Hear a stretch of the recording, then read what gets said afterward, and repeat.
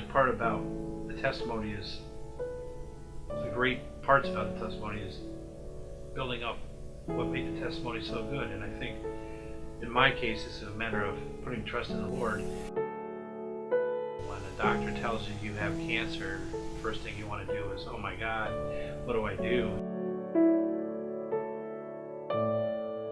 All the negative thoughts start to cross your mind.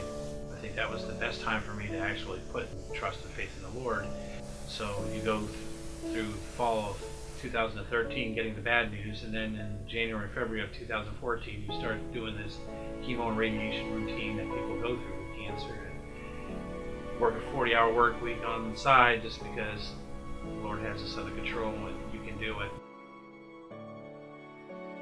Sure enough, on March 18th I had successful cancer surgery and all went well. It was hard to eat after that, got a little sick, and things moved forward and progressed and progressed. They wanted me to do more chemo, afterwards. I guess they tell you that that's going to help make you better, so I did.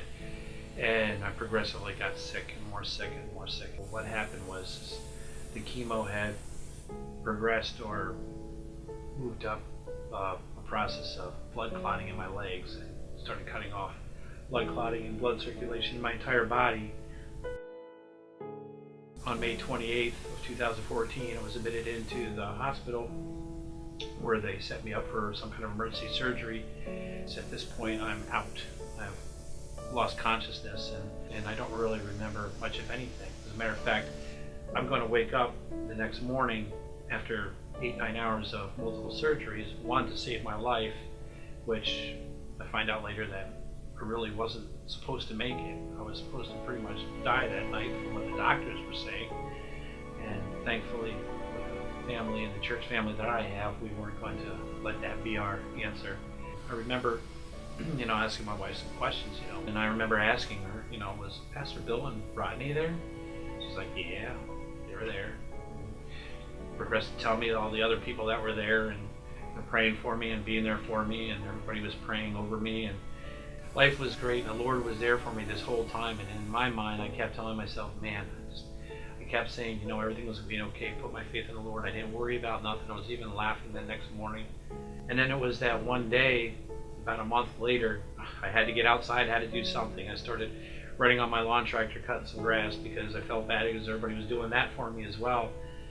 And there was a moment when I was cutting my grass where it dawned on me. The Lord finally said, okay, it's time for you to realize, wake up. You were there, and it dawned on me that I asked my wife, was Rodney and Pastor Bill there? Why would I ask that? I didn't know anybody was there, but I knew they were there. There were visions I was getting, not visions that I could see clearly. It was just visions in my conscience of these shadow figures praying over me. And yes, they were praying over me, and I know this, but I never heard one word they said, but yet I knew they were praying. I felt like it was sitting there in this moment of time, of these 13 unconscious hours.